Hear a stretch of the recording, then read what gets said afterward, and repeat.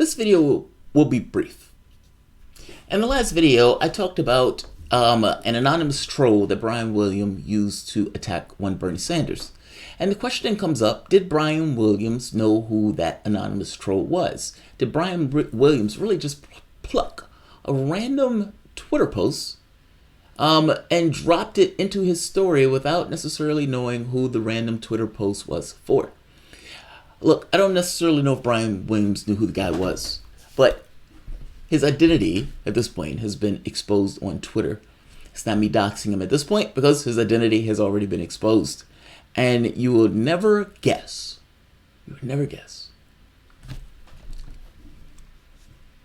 Welcome to the soapbox. Brian Williams should lose his job. That's what I'm going to say. Brian Williams should lose his job.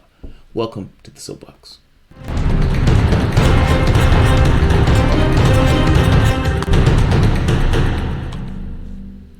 My name is Jamarl Thomas. This is the Progressive Soapbox. Guys, if you enjoy this content, you find yourself coming back often, like, share, subscribe.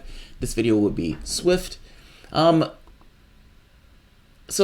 this happened a couple of days ago. Bernie Sanders has been complaining about the media. The media doesn't like it, and they've started comparing him to Trump. Again, this is outright ludicrous, and they discredit themselves further every time they do it because nobody is buying that nonsense. But they're saying he's just like Trump. They're saying, how dare you criticize us? Now, I've shown multiple examples of this, voluminous examples of this. And Brian Williams in this video is an example of this. Brian Williams is talking about Bernie Sanders criticizing Amazon. While doing that, he brings in a My Bernie Story post that has nothing to do with the story that he's talking about, nothing to do with anything else in that story other than to add something to some random person attack Sanders. But is it a random person to Brian Williams? It's just a random person to us. This was Eliza, right, the tweet from last night that caught my attention from the political Twitter site called the HoarseWhisperer. Okay, since this is trending, here's my Bernie story. The year was 2016, and Bernie was already long eliminated from contention. An actual Democrat would have stopped torpedoing the nominee and worked to defeat Trump, but Bernie had books to sell. The end. Now, A has nothing at all, nothing. That literally has nothing to do with anything in that story. Nothing at all, nothing at all. He just drops that in there. 2, you're on a national television show showing a random troll's Twitter rage against Bernie Sanders. There were a copious amount of these because it was trending on Twitter. You had so many, it was trending on Twitter. Millions to choose from. And he chooses the one from some random Twitter troll that's putting out some vitriolic nonsense. 3, it's not true. It's demonstratively not true. You can go back to Maddow's videos. I'm not going to go through it again, but it's absurd. Sanders worked his ass off to get Hillary Clinton against what his base wanted. The guy whose tweet Brian Williams, habitual liar Brian Williams, is using, who got suspended for lying because he was lying and bad at it. But the tweet that he's using is this guy. Michael Goodenough. Not good enough. You're not good enough. Horse Whisperer. Now, you are attacking a man from the shadows. That's what's happening. Brian Williams brought you into the light of day. You are attacking a man from the shadows. So the question becomes, why are you attacking that man? Because how can I value anything that you say? If you notice, when I'm doing my show and somebody calls in, the first thing I say is, what is your name? I want to know who I'm talking to. Because who I'm talking to some degree is going to define the contours and the context of the conversation. If you are a black hole, then I don't know how to evaluate the information that's coming out from you.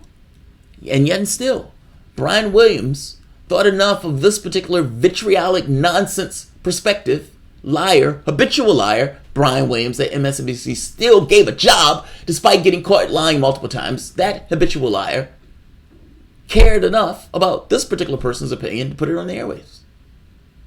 So should we not know who that particular individual is if that individual is giving that particular opinion? Again, Brian Williams decided that his opinion was important. This guy, at least based on what he's putting into his LinkedIn account, is a strategic consultant. Okay? Clients include AT&T, Verizon, HP, General Motors, BMW, Time Warner, Comcast, Pfizer, Abbott Labs, Bristol Myers Squibb, Aetna, ADP, Avis, British Airways. Oh, you mean the companies that Sanders wants to regulate? You mean the drug companies that's making all of that money that he wants to regulate, that he wants to put through Medicare for all, and it would adversely affect their business model, that he wants to curtail the amount of money that Americans are paying on drugs. So this guy, who has these clients, is being used on Brian Williams' show to put out a vitriolic opinion from a black hole. The question is, should the audience not know who that individual is who's given that particular perspective?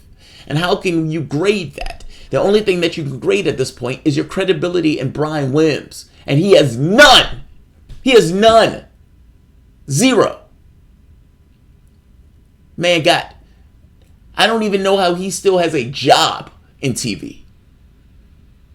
And to some degree, it gets across the type of organization that would give a habitual liar a job when his job is giving truth. It's like putting a blind man on the road.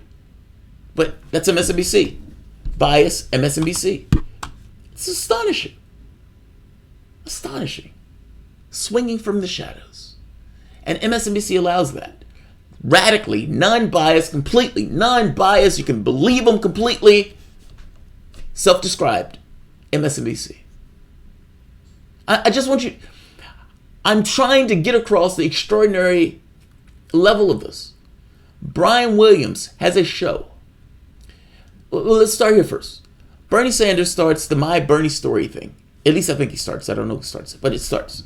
It trends on Twitter. People are giving these heartfelt stories of, they might have cancer. I love the fact that you're Jewish and you're talking about the crimes that take place in Israel. Like all of these things, these heartfelt stories about why they're supporting Sanders. Williams plucks one of these. And he plucks one of the most asinine ones that just so happens to be flat, fact, false.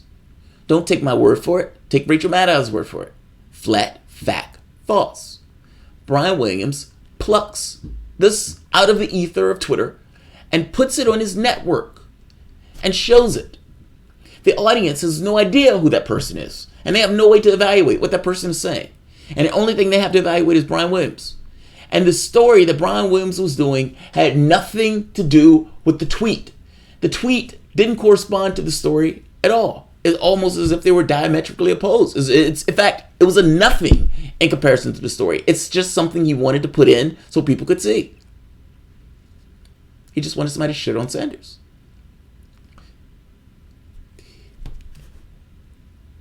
Whether Brian Williams knew who this person was or not, this is the one that he plucked. Puts it to the audience.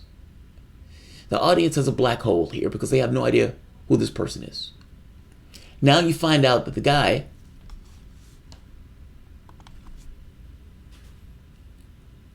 his clients anyway, would be affected if Sanders gets in office and puts through the policies that Sanders wants to implement. As such, you can understand from his perspective, again, millionaires paid by billionaires to instantiate a narrative and to tell you what to think. And again, you can't necessarily begrudge them for it because, after all, it's in their personal best interests. In which case, he's angry and bitter because his personal best interests may be curtailed if Sanders gets in office. Not to mention, he seems to be a Clintonite. Either way, Brian Williams should be fired. There should be no situation where you have somebody giving anonymous tweets in order to slander one of the other candidates for something that is demonstratively untrue.